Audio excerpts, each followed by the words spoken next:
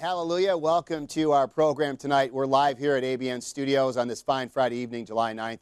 God bless you for tuning in. We're looking forward to talking about our show tonight, which is Exposing Atheism. I'm Brother Chris here at the ABN Studios, and we're not going to be sharing atheism. We're not going to be participating in atheism. We're not going to be believing in atheism. We're going to be exposing it. So you've come to the right place. We have about 2 hours here to talk about that topic. And in the studio tonight with me is our friend David Wood, who will be joining us on the program tonight. And David, welcome. Always a pleasure to see you. And we're excited to get into our topic. And the topic for tonight's program of Exposing Atheism are the 4 arguments of God's existence. And with us tonight, as well as David and I, is Dr. William Lane Craig, who will be communicating to us via Skype. And that is, if we still have him connected, we'd like to give him an opportunity to speak to us tonight. Dr. William Lane Craig, good evening. How are you tonight, sir? Fine.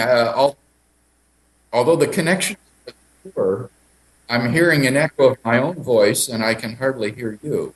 Okay, you can hardly hear me. I can speak up, or as I'm talking, we'll get through this. We'll try to work this out live here as people are watching, but we'll do it anyway. We're grateful for your time to be here tonight on this program. And as I just mentioned, we'll be talking about the four arguments on God's existence. From what I understand, it'll be the contingency argument, the kalam kosmal argument, if I'm saying that properly, the fine-tuning argument, and also the moral argument. Perhaps you could take the opportunity right now to, if you'd like, to talk about, perhaps on a high perspective, what those 4 arguments are, or however you wish to handle it. Would you like to address any of those 4 arguments right now, Dr. Craig? Not sure if you're hearing us. We're not sure if we have a connection at this point.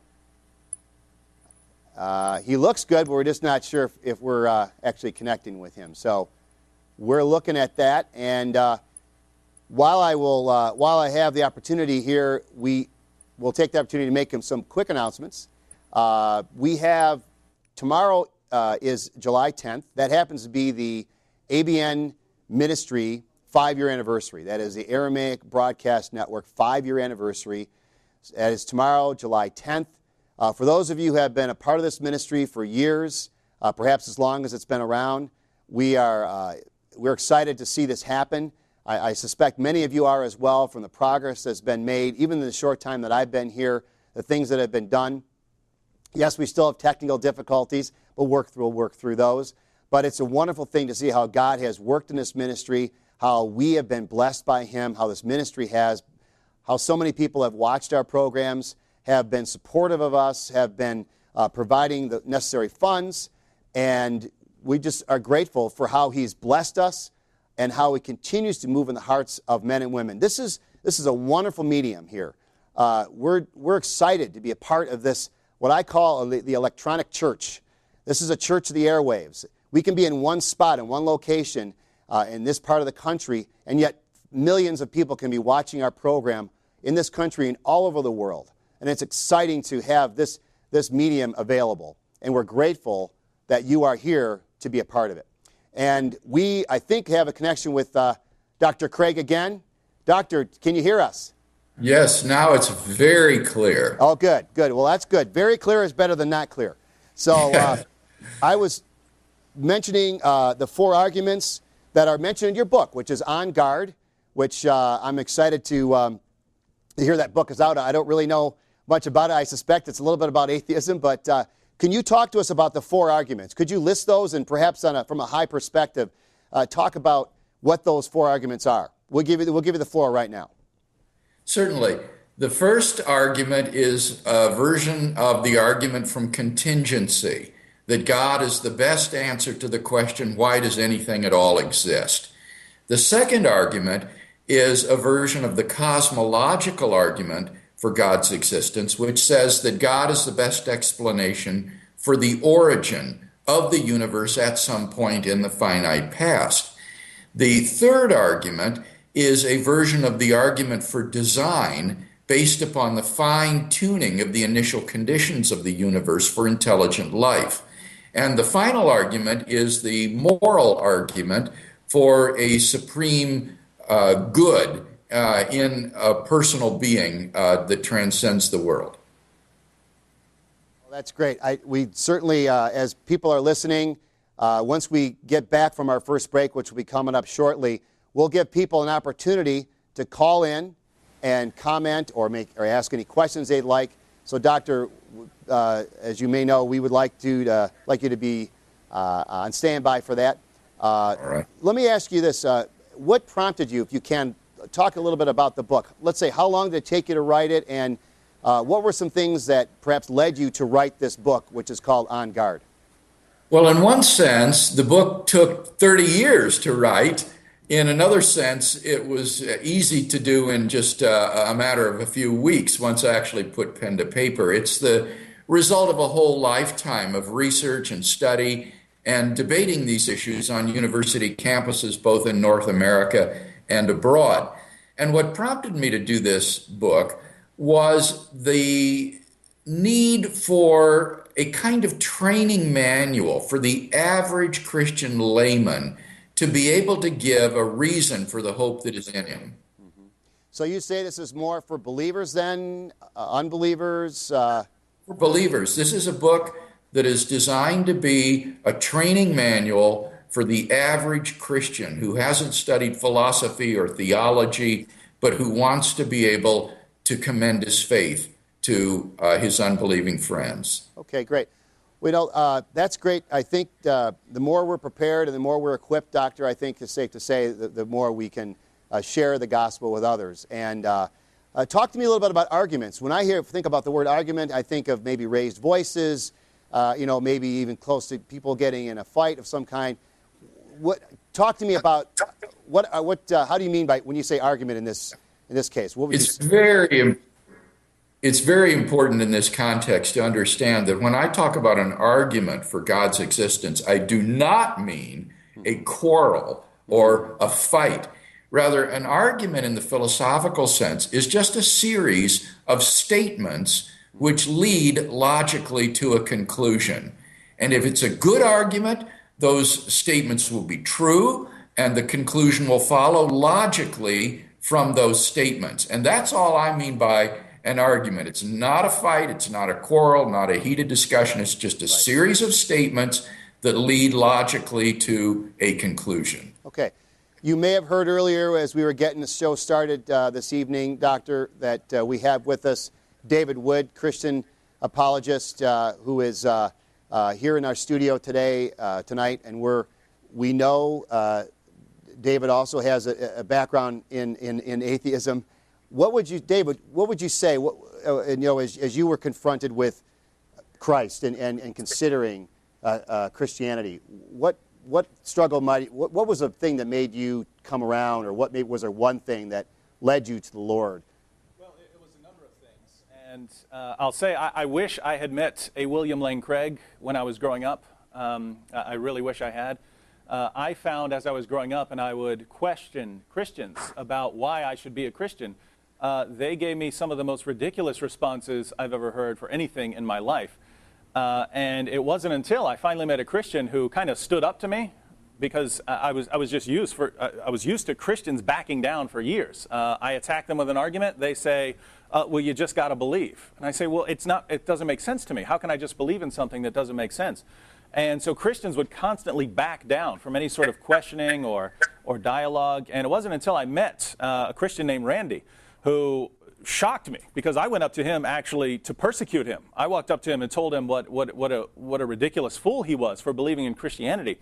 And he actually started arguing with me. And I was so sort of ticked off that this Christian was standing up to me. I decided that I was going to study Christianity. I was going to refute it. And so as I was studying, it was actually two things that posed a major problem for me. One would be the design argument. Dr. Craig has already referred to one version of the design argument. I was more focused on the argument from biological design. So I started thinking, wait a minute, I believe that life formed on its own for no reason. And yet, I wouldn't believe that the building I'm in formed on its own for no reason. And so I started thinking about a kind of inconsistency. Namely, there's a lot of order and complexity in the universe that looks like things were put together for a specific purpose. And normally when we see that, when we see things that look like they're put together for a purpose, we conclude that there's design. So that was one thing that started puzzling me. And the other thing, of course, was the resurrection of Jesus. So I understood, even back then, that Christianity stands or falls with the resurrection. If you want to attack Christianity, you go after the resurrection, and I did.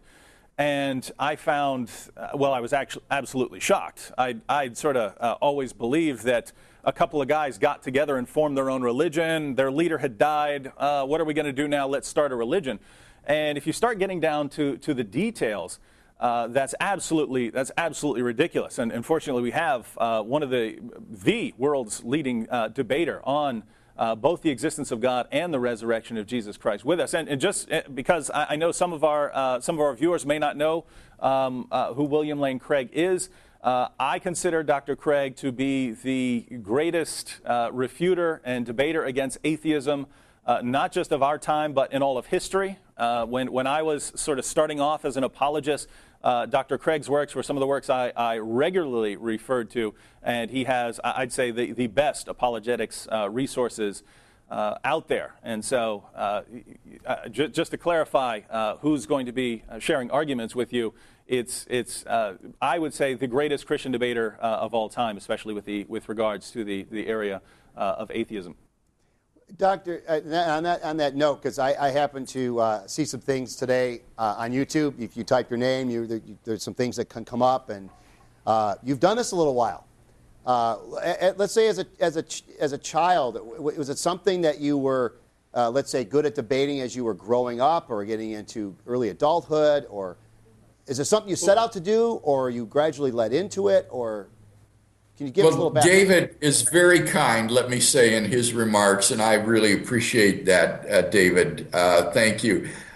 For me, I wasn't raised in a Christian home, so this was not something that was early on. But I like to argue with my sister. She and I fought all the time. And when I was in junior high school and she was in high school, she said to me, "All you like to do is argue. You ought to join the debate team." And I said, "Well, what's that?" And she told me about this high school debate team that they have. So the next year after I graduated and became a freshman in high school, I went out for the high school debate team, and I found that I just loved it. And so I debated for 4 years for the Illinois High School Association of debating. And then when I went to college, I debated for 4 more years at Wheaton, representing my school competitively on the debate team. And I never dreamt it would become a ministry someday, but it really has become, I think, the forum for evangelism on the university campus to reach out to students today.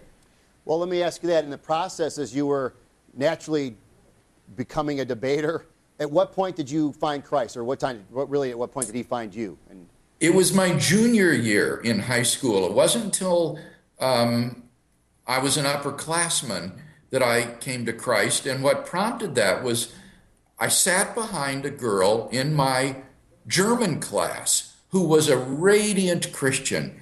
And I had never met anybody like this. She just had a deep joy and peace and meaning to her life that was so absent from mine. I, like David, having heard his testimony, went through a period of just deep despair and blackness about the purposelessness of life and the meaninglessness of it all, given the finality of death. And so when she shared with me about God's love and about the possibility of knowing him personally and finding eternal